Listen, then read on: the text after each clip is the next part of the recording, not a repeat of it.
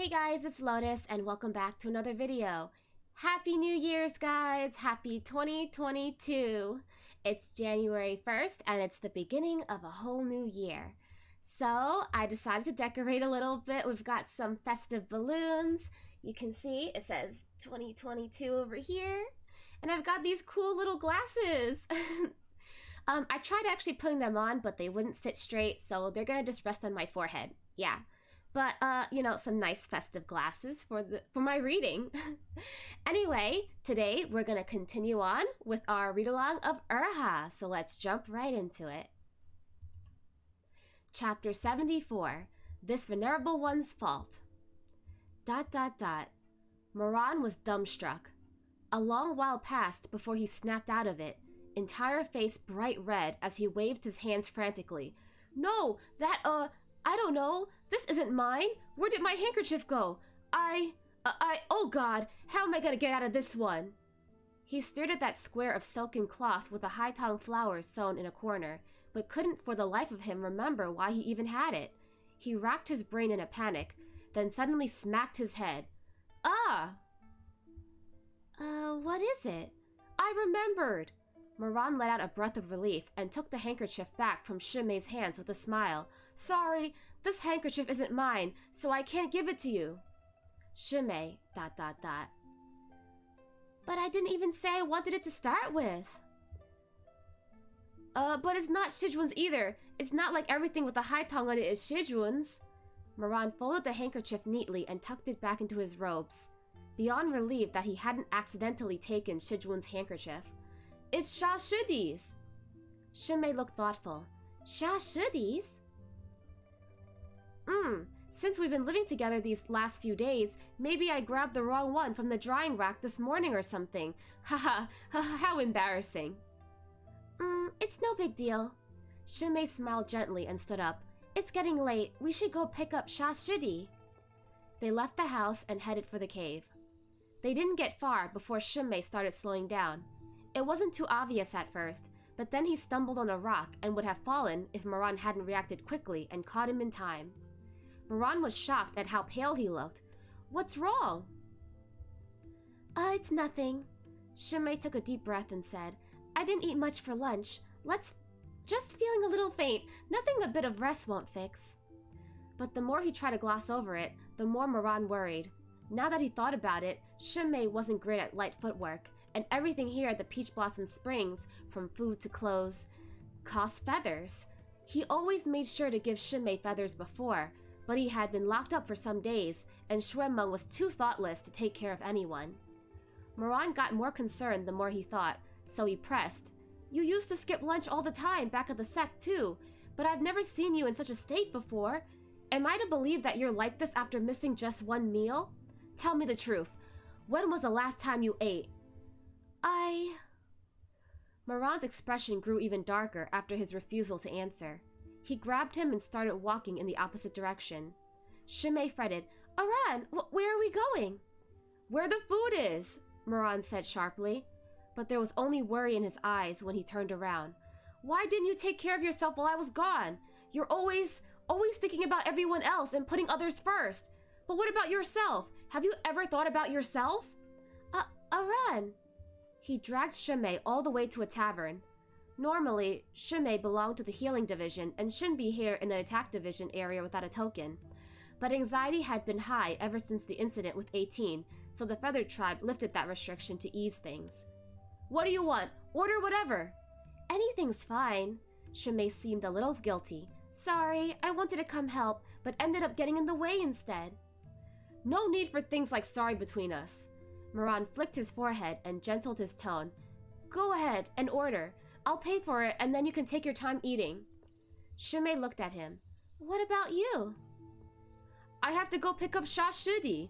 There's a guard around the cave, but I'm still worried. What with the killer still being out there? Hearing that Moran wanted to leave, Shimei seemed to darken for an instant, but then he quickly said, Just 2 buns then. I'll go with you and eat on the way. Ooh? Why did Shimei's eyes darken? Is he jealous? Moran was going to try and talk him out of it when the bird-like chitter of feminine voices came from the outside, and some dozen young female cultivators, all primped up, entered the building giggling. "Hey, shopkeep, I have a question," the lady at the head of the group asked with a smile. "Did Da Shishang reserve the banquet room at this tavern tonight?" Indeed, indeed. The shopkeep was all smiles. It hadn't taken long for the Feathered Tribe folks to figure out that Da Shishang liked wine and songs, and held a banquet at one tavern or another every single night. And wherever this Da Shishang went, a group of giggling ladies was sure to flock. Sure enough, those ladies were thrilled and immediately hurried to reserve their tables, their words drifting over to Moran's ears now and again. It was all, "Xiaofang, how does the painting on my eyebrows look? Do you think Da Shishang will like it? It's lovely. What do you think about my eyeliner? Is it too flashy? Will it make him think I'm flighty?"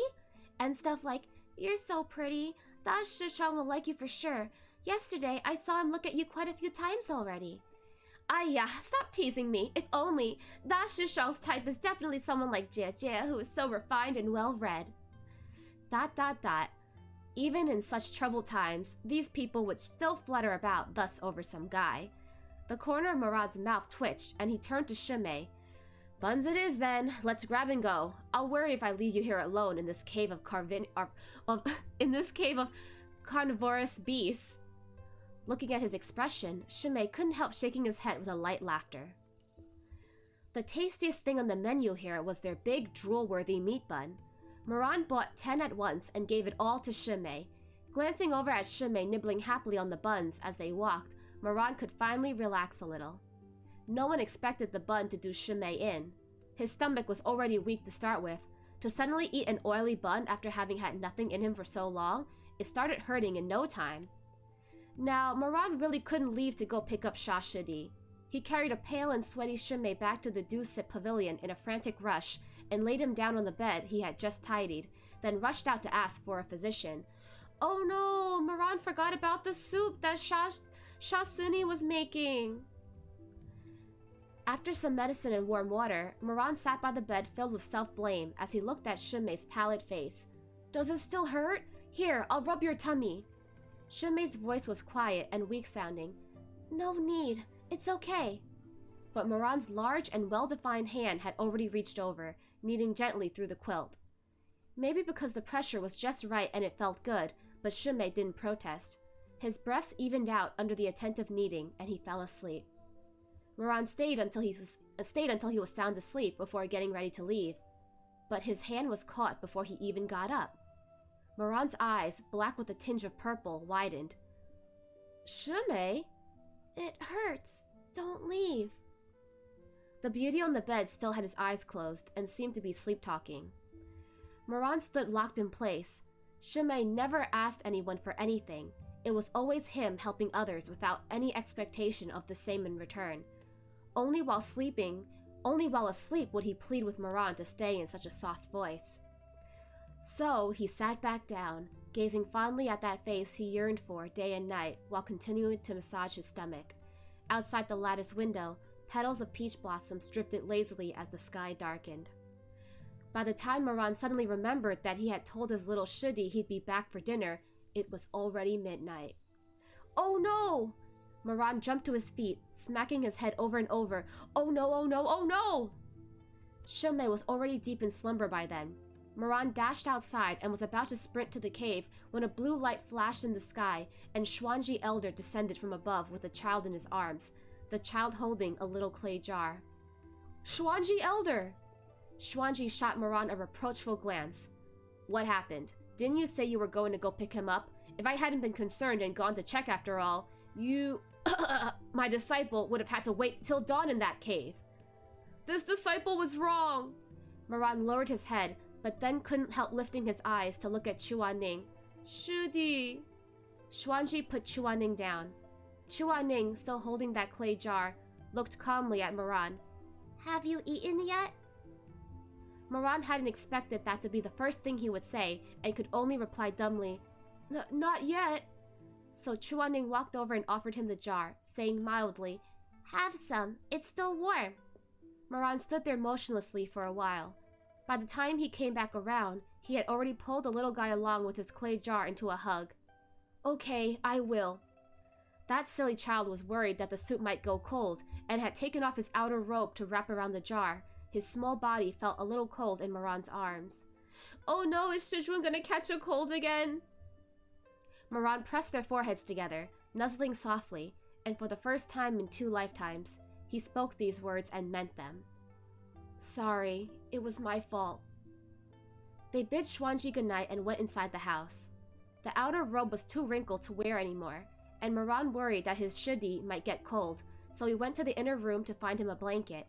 Chuaning yawned and climbed onto a wooden bench holding the clay jar, and was about to take out 2 bowls of the soup when his gaze landed on the meat buns that Shimei didn't finish, and he blinked. ... Hopping off the bench, Chuaning walked over to the bedroom and looked expressionlessly at that beautiful person lying on the bed. He didn't get angry or say anything, but threads of coldness seeped out from his bones, and he felt his heart, so warm only a moment ago, freeze into a solid block of ice. When Moran returned to the kitchen, Chuaning was sitting at the table next to the window as before, with one foot on the bench and the other dangling off, an arm propped casually on the windowsill. Hearing the movement, he turned his head a little and shot a glance toward Moran. Here, I found a foxfire fur blanket. Bundle up, it's cold at night. Chuaning didn't reply. Moran walked over and handed him the blanket, but Chuaning didn't take it, only shook his head and then slowly closed his eyes, as if resting. What's wrong? You don't like it? ... Moran, you dumb husky. Shizun waited all night for you and you got sidetracked, and now he's sad because he thought you were eating with Shimei and that's why you didn't come pick him up. Of course he's gonna be jealous and feeling really blue. I'll go see if there's a different one then, Moran said with a smile as he ruffled Chuaning's hair, but when he turned to go look for another blanket, he suddenly found that the clay jar wasn't on the table anymore. He stared in confusion. Where'd my soup go? Who said it was yours? Chuaning finally spoke, his voice cold. It's mine. The corner of Moran's lips twitched, thinking that he must be throwing a tantrum. Okay, yours then. Where did your soup go? Chuaning said flatly. I threw it away. Threw? Oh no, he threw a tantrum, so he threw away the soup. No one got to drink it now. Chuaning went back to ignoring him, hopping lightly off the bench and opening the door to leave. Hey, Shidi, where are you going? Moran forgot all about the blanket. The killer was still at large. It wasn't safe out there, and hastily chased after him.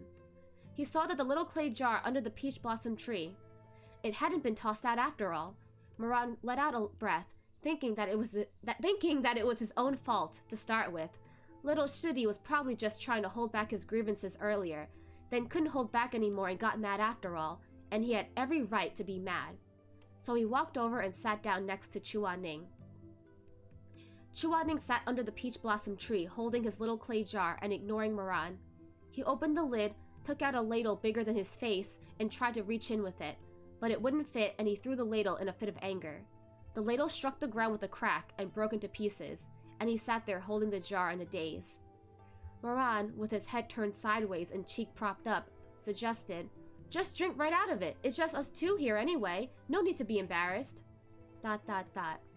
No, I'm gonna drink it if you don't. It's the first time my shudi has made soup for me. I'm not gonna let it go to waste.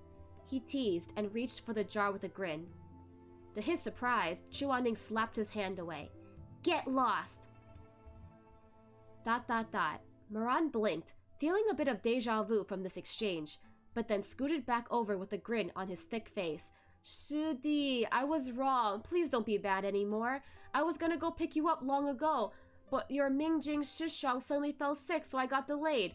I didn't mean to keep you waiting. Chuaning kept his head down and said nothing. No, really, I was so busy the whole time, and haven't eaten yet. I'm starving. Moran tugged on his sleeve pitifully. Shudi, my kind Shudi, my good Shudi, please, may Shishang have some soup? ... Chuaning finally moved to place the jar of soup on the ground. He lifted his head a little and tilted it to the side a bit before turning away again, meaning for Moran to help himself if he wanted it. Moran grinned. Thanks, Shudi. The little clay jar was stuffed full. Just one glance and he could tell that Shudi hadn't eaten much, leaving him the majority of the meat. It was mostly meat with a little bit of soup. Moran stared for a bit, eyes curved in amusement. He teased gently. Are you sure this is soup? Looks more like chicken stew to me. Shidi is so generous. ... He stopped chattering then. After spending half the day taking care of Shimei, he really was starving. And besides, Shidi had worked so hard to make the soup, he couldn't possibly let his good intentions go to waste. He broke off 2 small branches from the peach tree, smoothing them into a pair of chopsticks with a burst of spiritual energy from his fingertips, and wasted no time in stuffing a piece of chicken into his mouth. Wow, so delicious! Moran said around a mouthful of steamy chicken. It's really good! My Shidi is so capable! It actually wasn't that good, and a bit salty too, but Moran still dug in heartily to make his little Shidi happy, getting through most of the chicken in quick order. And the entire time, Chuaning sat there quietly, without looking at him at all. He gulped down a big mouthful of soup. It was even saltier than the meat, so much so that it was practically bitter, but it was still bearable. Moran scooped up another drumstick and was just about to shove it in his mouth when he suddenly froze. How many legs does a chicken have? Of course there was no reply, so he answered himself. 2. He looked at the drumstick held between his chopsticks, then looked at the bone from the other drumstick that he had just eaten. ... The idiot finally lifted his head, dazed, and asked Chuaning, Shidi, were you? But he didn't have the courage to say the rest. Were you waiting for me this whole time, and haven't even eaten yet? The jar of soup is all meat. Is it because you waited for me so long that all the soup evaporated and there was only meat left? And that's all that was left, and that was all that was left to put into the jar, only to have me think that you've already eaten? And just left some for me? That you cooked it wrong and turned chicken soup into chicken stew? Moran put the clay jar down wordlessly, but he had realized too late. There was hardly any meat left in there. Chuaning finally spoke. His voice was calm and even still, with a bit of youthfulness. You said you would be back for dinner, so I waited, he said slowly, flatly. If you don't want it anymore, then at least send word so I'm not waiting like an idiot, okay? Shidi. Chuaning was still turned away, refusing to look at him. Moran couldn't see his face. Have someone pass me a message that you're gonna keep Mingjing Shishang company instead. Would it have been that hard? ... You took my jar and rambled so much before eating, but didn't even ask if I've eaten yet. Would it have been that hard? ... Would it have been that hard to check and see how many drumsticks are in the jar first? This last one sounded a little funny, even with all the remorse he felt, but Moran's dimples froze on his face before they had even formed. His little Shidi was crying. Oh no! Oh no, poor Shidi! He would never have cried over such a minor thing in his adult form. But no one knew that, although being turned into a child by the willow sap didn't affect his mind too much, there was some impact after all. His temperament became more childish whenever tired or exerted.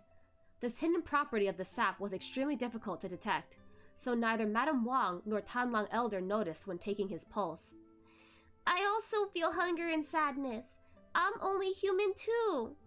Even with the younger mentality in the foreground of his mind, Chuaning still held onto his self-restraint, biting back sobs without a sound, but his shoulders shook uncontrollably as tears welled up and fell from his reddened eyes. All those years, Yu Hung Elder had always endured it silently. No one liked him, no one kept him company, and he had always feigned nonchalance as he walked through the reverent crowd, lofty and composed. Only with his mind tinged by childish thoughts would he break down and speak the truth, let out of the misery that had been piling up for so long. It wasn't that he didn't care for those around him, only that he did it quietly. But such quietude, without anyone to see or notice, day after day, was also a kind of torment.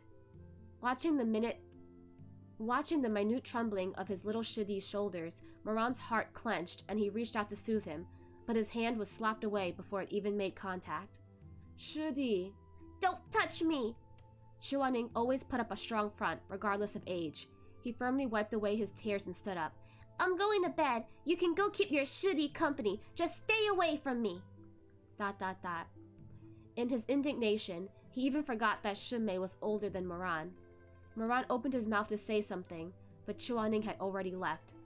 He disappeared into the other bedroom, and the door slammed shut with a loud bang. There were only 2 bedrooms in the courtyard of Campus Pavilion. Moran was planning to let Shimei sleep in one while he squeezed into the other with his little Shidi, but he was so mad and even locked the door, so it looked like Shidi's room was out of the question. And he didn't want to just climb into bed with Shimei either. Not to mention, having been scolded by his little Shidi and even made him cry, Moran's head was a complete mess, and he wasn't in any mood to think about lovey-dovey anything, so he simply sat there in the courtyard in a daze, surrounded by peach blossoms in full bloom, holding that clay jar that his little Shidi had brought him all this way. A long while later, he sighed and slapped himself across the face, cursing in a low voice, "You good-for-nothing!" And so he spent the night with the ground as bed and the sky as blanket, lying on the ground covered in fallen peach blossom petals, staring blankly at the sky. Little Shidi, Shimei, Shizun, Shuemeng, the fake Gochen from Jincheng Lake, the unknown killer, Chu Shun and his son in the illusion. Many blurry figures flashed through his mind. He vaguely felt like something was off, but the feeling was so faint that it disappeared before even he himself noticed. Peach blossoms bloomed splendidly, petals drifting gently down. Moran caught a fallen blossom in his hand, holding the perished flower up against the moonlight. He recalled the final moments of his previous life, when he had laid himself down onto the coffin, prepared ahead of time. That day, the sky was also adrift with fallen blossoms, soundless and fragrant. Only they were Haitang blossoms. Haitang. The one he liked, in this life and last, was Shimei. But why, moments before death, had he chosen to bury himself under the Haitang tree in front of the heaven-piercing tower where he had first met Chua Ning? Many of the things he had done in his past life now frightened him to think about. After his rebirth, the longer time went on, the less he understood why he had been so cruel before. Slaughtering entire cities, oppressing the weak, killing his master, even forcing Chua Ning to do things like that with himself. Moran tossed the peach blossom away and laid his hand across his forehead, then slowly closed his eyes. Little Shidi's words earlier, "I also feel hunger and sadness. I'm only human too," circled in his mind. The one who had said it was his little Shidi, but for an instant, Moran saw the silhouette of another person. A person dressed in snow-white robes, but then he blinked and the white robes had become red wedding robes that dragged on the ground, just the way he had looked during the ceremony in the Ghost Mistress's illusion. "I'm only human too. I also feel sorrow and pain. Moran, I also feel pain." Moran suddenly felt a suffocating stuffiness in his heart, as if something was trying to burst out. A sheen of cold sweat covered his forehead. He squeezed his eyes shut, drawing labored breaths, murmuring, "I'm sorry." He didn't know whom he was apologizing to, his little Shidi or that person in the wedding robes. Inside the bedroom, Shimei sat up. Padding quietly over to the window without turning on the light, he looked through the gap in the window, gazing from afar at Moran lying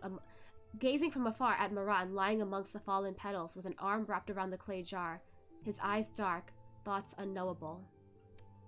So Shimei woke up.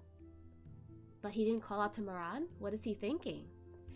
Early the next morning, Moran wrinkled his nose from where he lay in the flowers and grass, inhaled a big breath of the fresh air, and stretched lazily before getting up. But he only got halfway through the stretch when a shriek shattered the peace at the campus pavilion. "Ah!" Moran's eyes flew open as he rolled to his feet.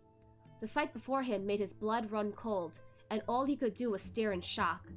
Each and every one of the 15 feathered tribe elites assigned to guard the campus pavilion had been murdered overnight in the exact same manner as 18, with a willow vine glowing brightly scarlet wrapped around each of their necks. Jiangui! What the hell? All of them dangled amongst the grove of peach blossom trees in full bloom, crimson sleeves drifting in the breeze, long skirts reaching to the ground, their bodies swaying in time with the wind like so many preserved flowers, eerie yet uncannily beautiful. The one who had screamed was a low-ranking member of the feathered tribe who had come to deliver breakfast. She trembled in fright, the bamboo basket she held now laying on the ground, kanji and pastry spilled all over. She trembled even more violently upon seeing Moran standing in the courtyard, and reached behind her for something. Moran stepped forward without thinking. "No, wait! It's not what—" But it was already too late. She had activated the seal of imminent crisis tattooed on her lower back. The seal functioned as an urgent summoning of the Feathered Tribe, and in an instant, feathered tribe folks everywhere in the Peach Blossom Springs sprouted fiery wings and descended upon the campus pavilion. All of them were stunned by the sight that greeted them. Jia! Jia!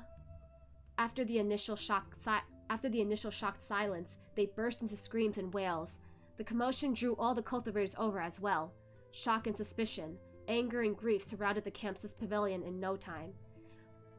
Moran! Things have already come to this! What can you even say anymore? Murderer! Lunatic! The gathering of feathered tribe was already beyond furious, screaming and crying. He has to pay for this with his life! Kill him! Kill him! It'd be a struggle for Moran to defend himself, even if he had 100 mouths, and he only had one. If I really was the killer and could kill all of them this easily, then why would I stay here? To wait to get caught? A feathered tribe folk with flame-red hair and a tear-stained face spat. You shut up! It's already like this, and you still dare to? Someone else raged. If you're not the killer, then why was everyone but you killed? That's right! Deceitful and treacherous. Even if the killer isn't you, he's for sure related to you. Why else would he not kill you, huh? Blood for blood. Moran was so mad that he wanted to laugh.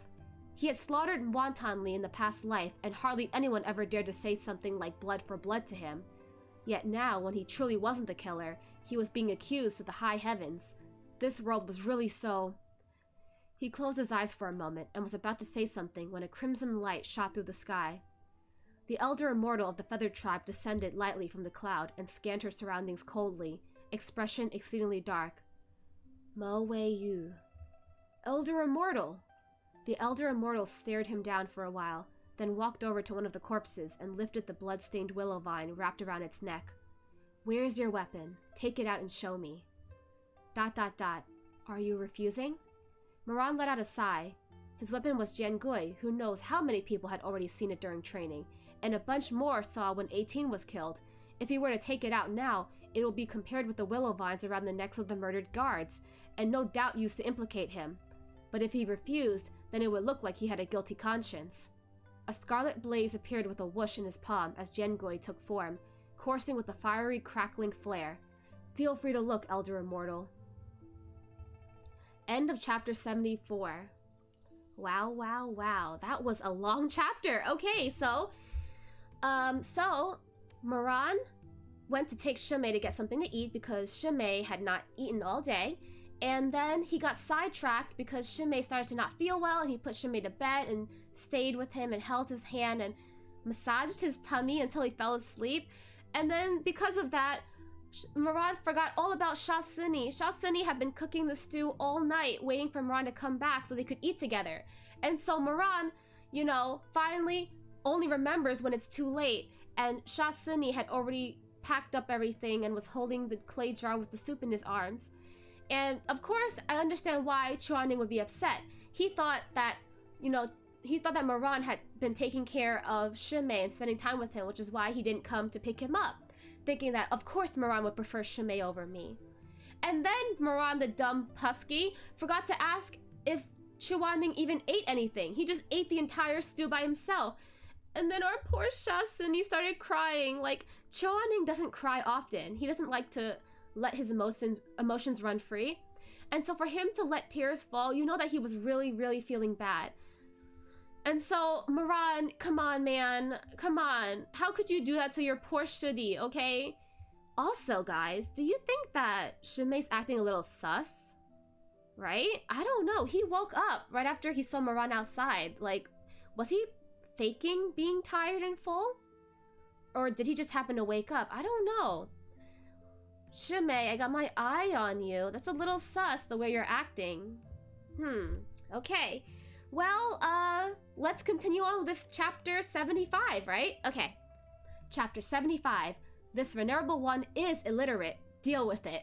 Moran is just admitting that he can't read. Okay. The gathered crowd gawked at Jiangui, then looked at the fiery red willow vines wrapped around the necks of the murdered, and grew even more agitated. You did it! Just like when you killed 18! How could you be so cruel? Kill him! The clamoring hurt the Elder Immortal's head. With a hand pressed against her temples, she said coldly, "Mo Wei Yu, I will ask you one last time. Did you or did you not kill them?" "I did not." "Very well." The elder immortal nodded.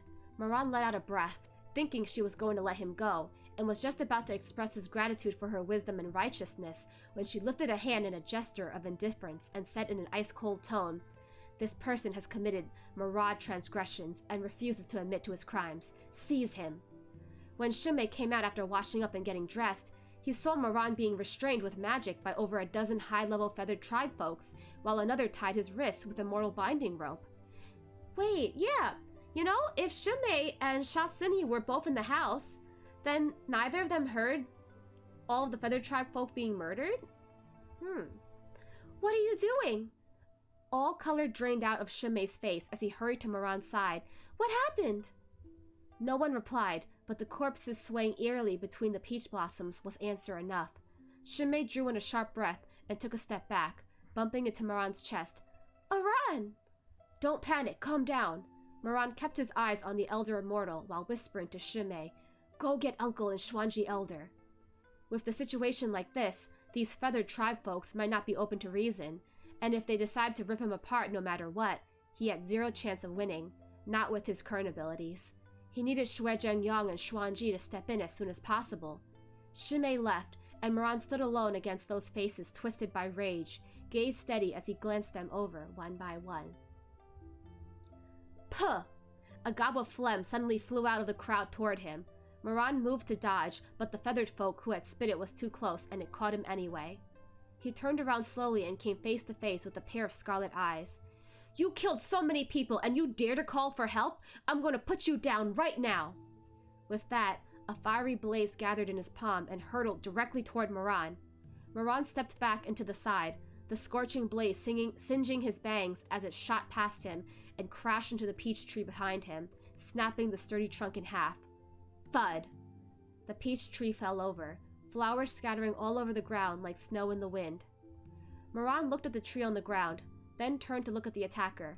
"I've said it already, but I didn't kill them. The truth pills will be ready in 10 days. It won't be too late to seek your revenge then." 10 days? You'll have murdered everyone here by then. That person roared furiously. "Give me Zizi's life back," and threw himself toward Moran. Dodging his attack once again, Moran's eyes landed on the immortal elder looking on from the side with no intention whatsoever of stopping this. Moran felt a flare of rage and raised his voice in a bellow. "Hey, you old bird! Get a grip on your people!" ... Effer! Moran couldn't help cursing under his breath when she still refused to budge. "Pretending to be deaf-mute at this juncture. You want to watch me get burned to death or something? If I'd known you shitty birds couldn't even tell right from wrong, I wouldn't have come to this shithole place to start with. Who wants to get wrong like this for no reason?" The elder immortal's expression twitched slightly at his words, and there was a fierce twop as she flipped her sleeve in a sweeping flourish. That landed right on Moran's face.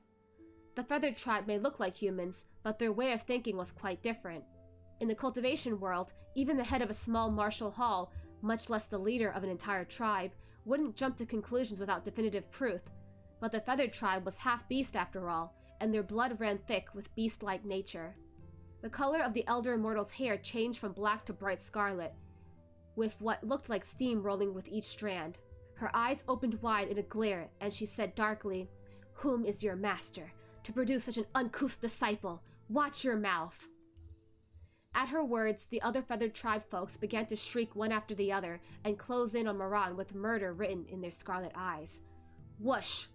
An arrow of flame pierced through the sky directly toward Moran's heart. Moran dared not take the threat lightly, and sparks coursed through the willow vine as he dodged while brandishing Jengoi in a block. But the shot was only a feint, and when he turned to block, a bereaved feathered tribe folk rushed his back with sword drawn. Arrow in the front, sword in the back. There was no way out.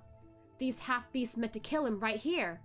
Moran steeled himself, called to mind how Chuaning had wielded Tianwen before, and raised his hand with a flick of the wrist. Jengoi flung into the air, then abruptly pulled taunt, the blood-red willow vine whirling into a blur and creating a massive vortex. The leaves on the vine instantly turned sharp as knives as the maelstrom pulled in everything in the vicinity, even the air itself, and shredded it all into pieces. One of Chuaning's ultimate techniques, wind. With the vine as the eye of the storm, everything in the surroundings was pulled in by powerful spiritual energy, swallowed by the vortex, ground into dust, and swept away by the wind until nothing remained. Ah! The attacker screamed. Her arrow had already been pulverized by Jiangui, and her long sword too was lost in the storm from being too close. Clang! Came the sharp sound of metal breaking, and before anyone could react, she had also been pulled to the edge of the blood-red storm, shrieking, "Let me go, you lunatic! You effing lunatic!"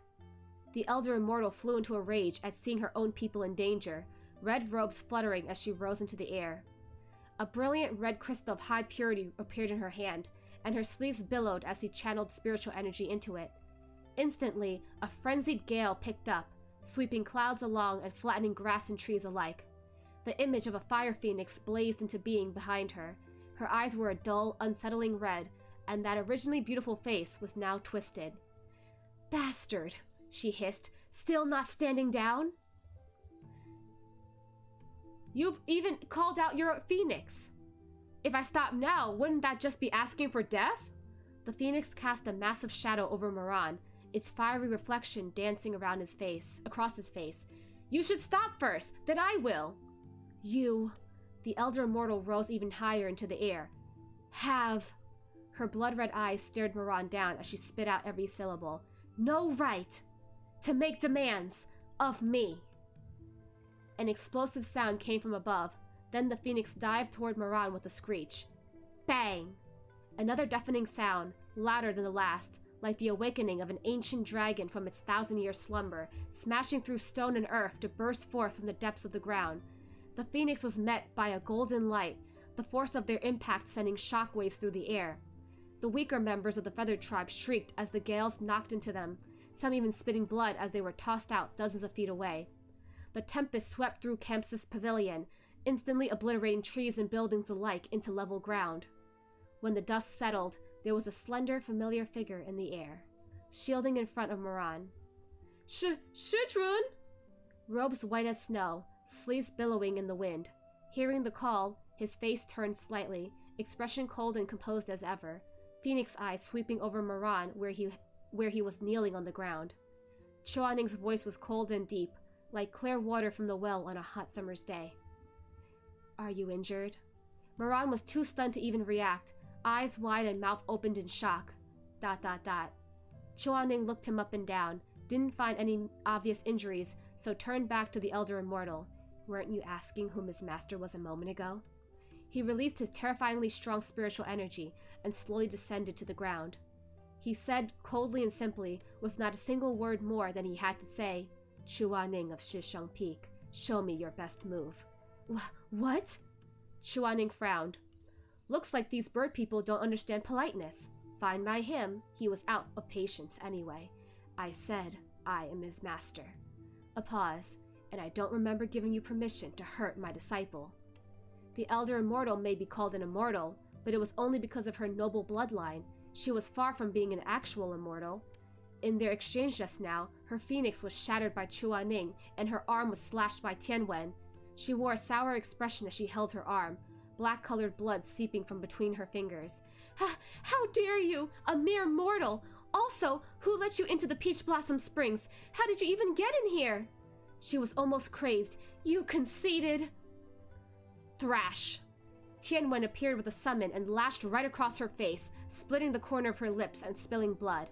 "Yes, go on," Chuaning said with a cold smile as he smoothed down the sleeve that got a little disarranged from brandishing Tianwen.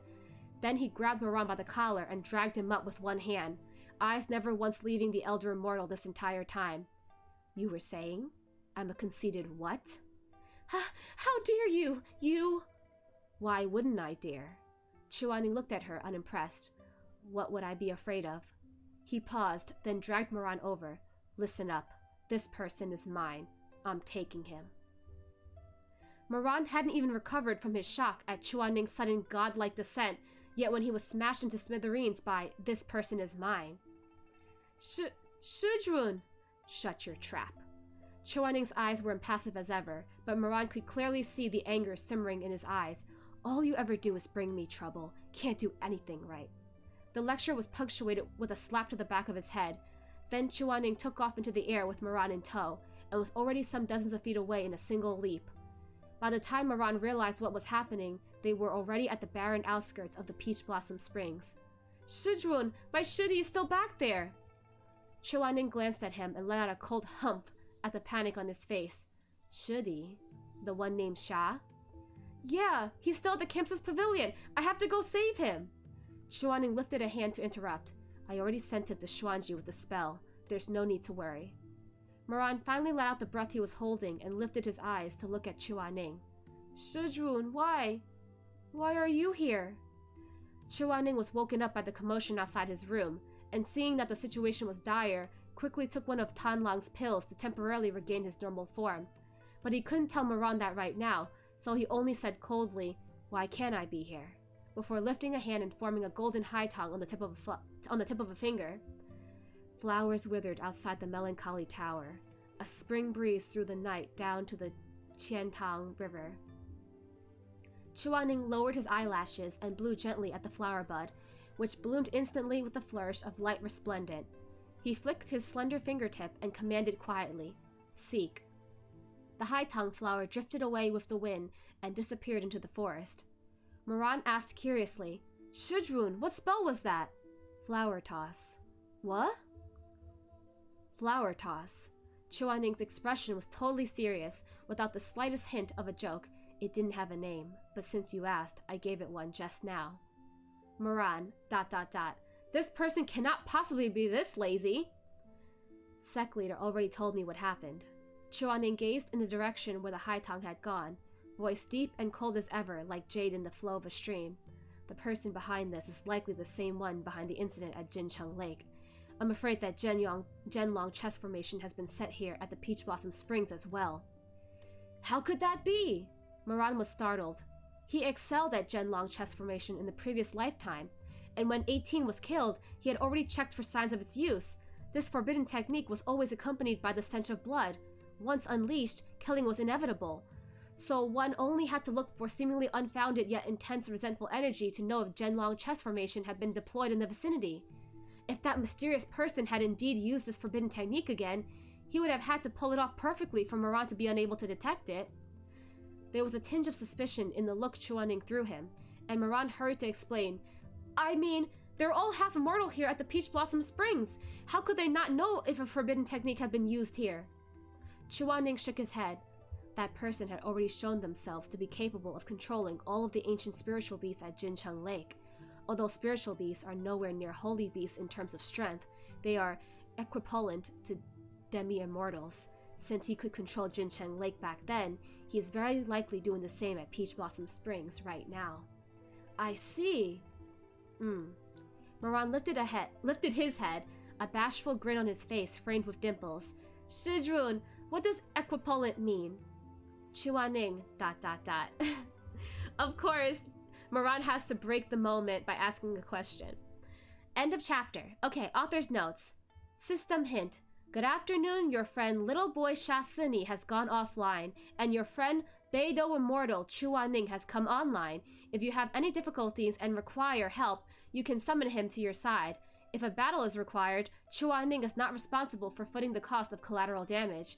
Please carry out the summoning in an open area and ensure that the surroundings are free of dangerous character Ta Xian Jun Mo Wei Yu, who will nerf Beidou Immortal. We wish you a happy summoning. Okay, thanks Meatbun. So, that's the end of chapter 75. To recap, Moran wakes up and oh my gosh, more of the Feathered Tribe guards have been murdered. And of course, he is right there out in the open, and so when one of the maids come to give them food, she sees this and quickly summons and alerts all of the other Feathered Tribe folk. Now they're like, okay, once, maybe you didn't do it, but twice? Tell me it ain't a coincidence. It ain't a coincidence anymore. They were definitely killed by Jen Gui, and you have Jen Gui, so obviously you're the murderer. Moran's like, how did I not hear this happening while I was asleep?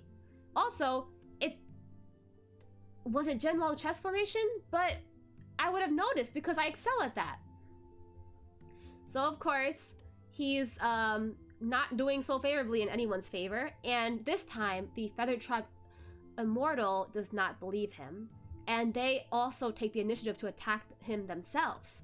Luckily, Shizun Chuaning sweeps down and saves Moran, blocking the attack and fighting against the Feathered Tribe Immortal to protect his disciple. Because Chuaning knows that Moran did not do it. If at least if there's one person in the world that trusts Moran completely, it's Chuaning. Chuaning definitely has Moran's back.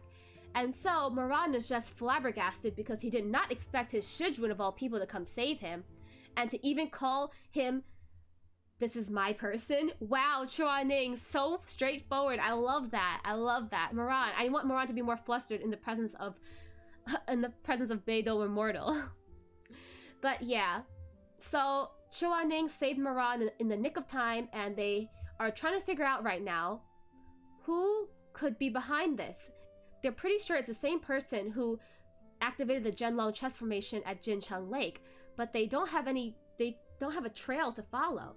And of course, the Feathered Tribe are still hot on Moran's trail, so they're gonna have to sort that out first before they can go investigating the culprit. Wow, that read was a bit long today, but I really enjoyed it. Oh, we got sad Shasuni and stupid Moran, and then we got elegant and refined Chuaning. So we got the best of both worlds in this chapter. Wow, I cannot speak today. Anyway, I hope you guys enjoyed today's read-along. Happy New Year again. I hope you have a great beginning of your year. Hope you have some good New Year's resolutions, and if not, I hope you're chilling, enjoying the new year. Yeah. Anyway, until next time, guys. Bye-bye.